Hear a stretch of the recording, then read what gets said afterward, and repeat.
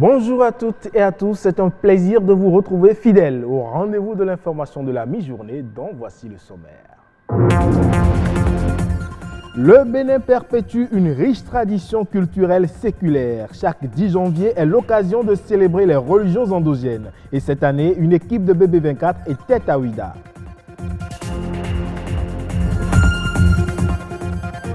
Socle de la culture béninoise, le vaudou est un véritable atout de développement. Au-delà de son aspect festif, ce mode de croyance peut également contribuer au développement du tourisme.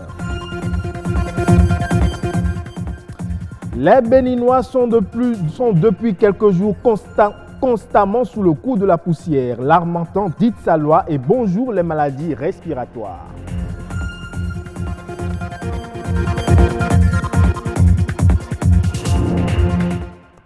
Je l'annonçais dans les titres, hier, 10 janvier, c'était la journée nationale des religions endogènes. La ville de Ouida a célébré l'événement. Adeptes et prêtres de toutes les divinités et religions endogènes ont porté en triomphe la diversité de ce culte. À l'occasion, des milliers de touristes venus célébrer les divinités se sont même procurés plusieurs œuvres d'art dans le marché qu'occasionne la fête du vaudou. Images et commentaires avec Jules Akwaikou et Patrick Adjagbodjou.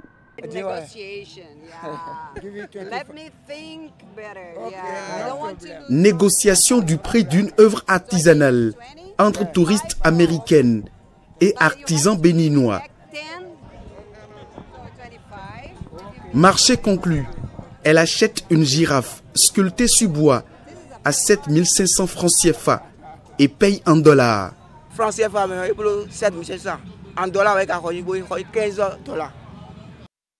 L'artisanat traditionnel béninois s'est révélé aux touristes en visite à Ouida. Une flopée d'objets d'art inonde le marché qu'occasionne la fête du vaudou. Des masques, des divinités, des statuettes et fétiches, des sculptures en bois, des calebasses à l'effigie de Ouida et du Bénin, des bijoux, des perles et accessoires de mode. Toute la galerie des œuvres d'art est mise en valeur. D'un vendeur à un autre, les touristes achètent à compte-gouttes. Dame Chantal peine à faire un bon chiffre d'affaires. Depuis 3 jours que je suis ici, ce sont des blancs qui passent pour voir les articles et ils font leur programme pour revenir. Ils n'achètent pas automatiquement. Je vends des œuvres d'art, des colliers, des ceintures artisanales, des bracelets, calebasses, sacs calebasses, des vaudous, plein de choses je vends. À la porte du non-retour, sur la plage de Ouida, la fête du vaudou et des religions endogènes séduit les regards. Moment de bonnes affaires pour commerçants ambulants et jeunes entrepreneurs. Un bon chiffre d'affaires sur la plage pour le festival de vaudou, c'est très possible. C'est possible parce qu'il y a ce qu'il faut. Le business, je trouve déjà que c'est très intéressant parce qu'il y a vraiment la clientèle, il y a des clients vraiment potentiels, que ce soit les Béninois, que ce soit les expatriés, que ce soit les touristes, un peu de tout. 10 janvier à Ouida, une nouvelle page de l'histoire de la fête du vaudou est écrite. Des images resteront en souvenir. Ces acteurs du tissu économique ont su également booster l'économie du tourisme.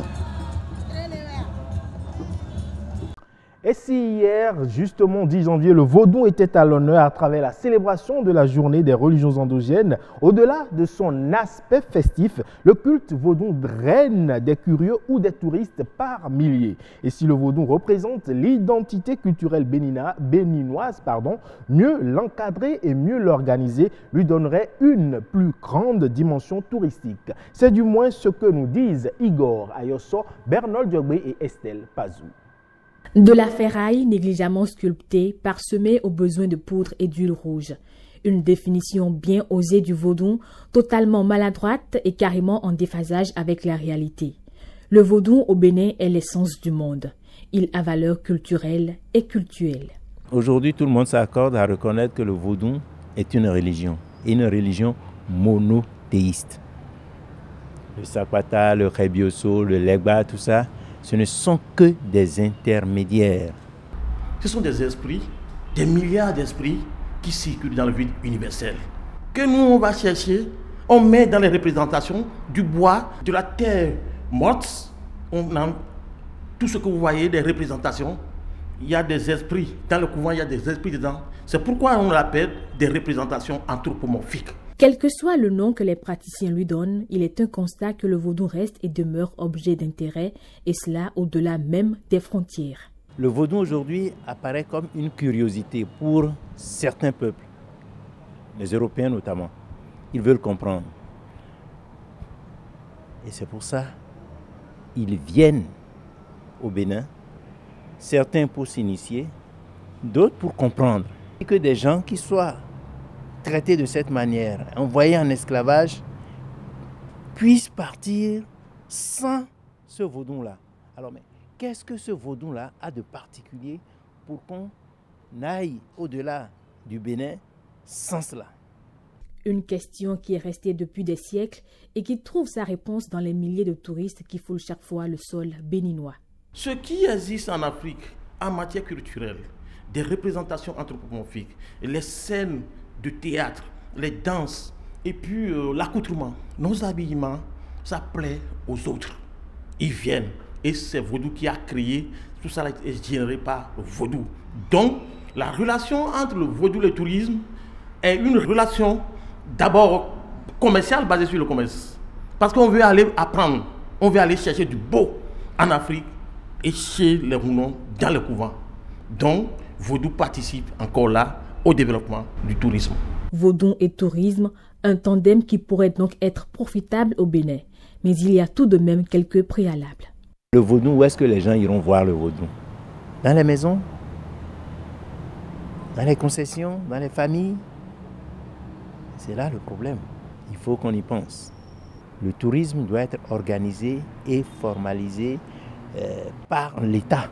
Ne plus être la curiosité uniquement du 10 janvier, mais de tous les jours, le vaudou pourrait aussi cesser d'être le simple folklore de la fête des religions endogènes et être source de devises au Bénin, bien plus qu'il ne l'est déjà.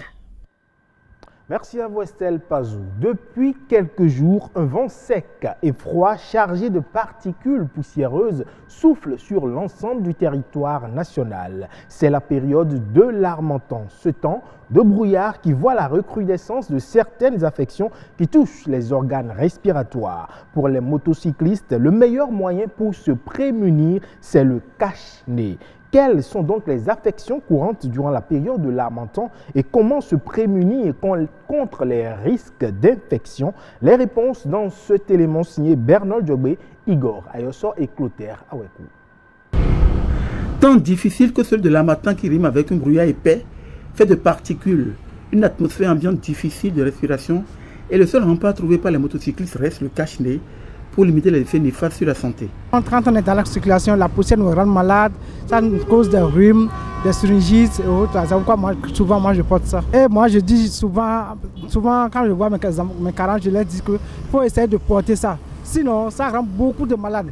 Le vent qui s'ouvre, qui rentre dans la tête, ça ne va pas nous faire du bien. Donc d'essayer de porter ça. On vend ça seulement à 100 francs, à 200 francs. Parfois à la matin, si tu t'en vas, parfois ça, comment on appelle? Les lèvres sont sèches. Oui, les lèvres sont... Ça, sont sèches. Oui, c'est sèches quoi. Et ça c'est fendu. Oui, et ça c'est fendu. C'est pour cela on protège la bouche aussi quoi. C'est pour éviter la poussière qui rentre dans nos narines là. Ça, souvent ça nous rend malade. Je dis à mes amis, ils aiment de prendre soin de ça là. Que le cache-nez protège beaucoup. Ça fait qu'on ne tombe pas vite malade. L'Harmattan d'abord c'est la poussière et le cache-nez est nécessaire. Le cache-nez c'est au moins à couvrir les poussières, les odeurs, tout au moins à avoir sauvegardé la vie pour ne pas à chaque fois y aller à les hôpitaux. L'Harmattan aussi ça fait pour lui, à ce que normalement il faudrait que l'homme se protège au moins. C'est très pratique et c'est une très bonne attitude qu'il faut encourager d'ailleurs. Mais on ne peut pas utiliser les cache-nez, le même cache-nez chaque jour. Il faut changer.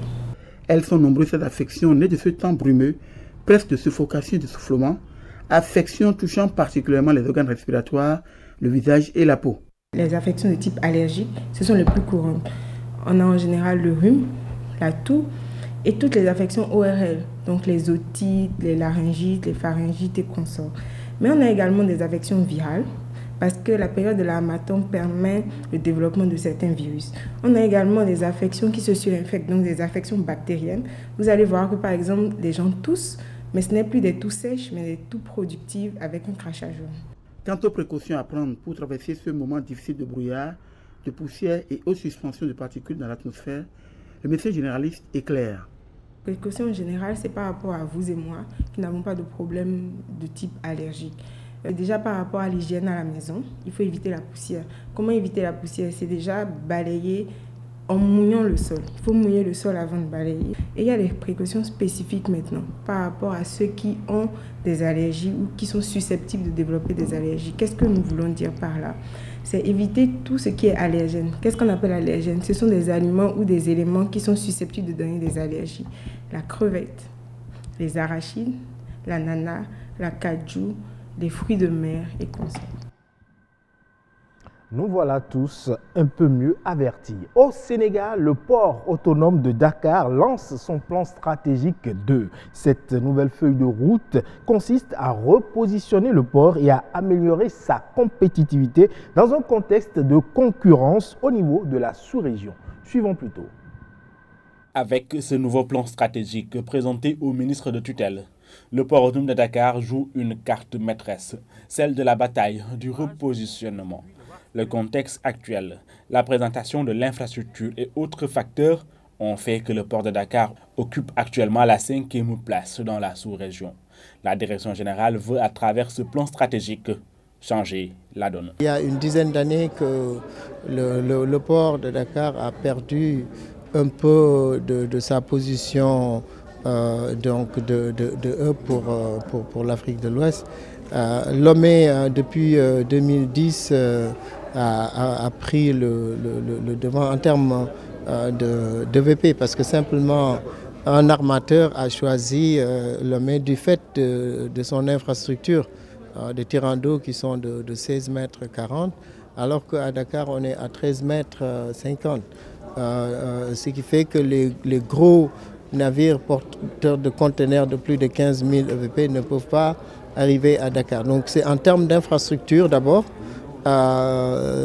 qu'il faut compétir.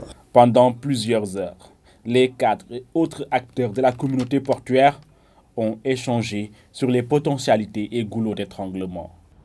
Les tirants d'eau que nous voulons de 20 mètres, 18-20 mètres, nous ne pouvons pas les avoir sur Dakar. Donc il a été intelligent de dire que nous allons prendre ce qui nous lie avec DP World et les transférer sur une zone où on pourra avoir des tirants d'eau de 18-20 mètres. Et c'est Ndayan. Ndayan, il faudrait aller vite. Le plan stratégique présenté aujourd'hui doit être validé en conseil d'administration. L'objectif est de faire de Dakar un hub, de bâtir un positionnement concurrentiel et d'améliorer l'offre de services. C'est tout pour ce journal. Merci pour votre aimable attention. Retrouvez-moi tout à l'heure à 19h45.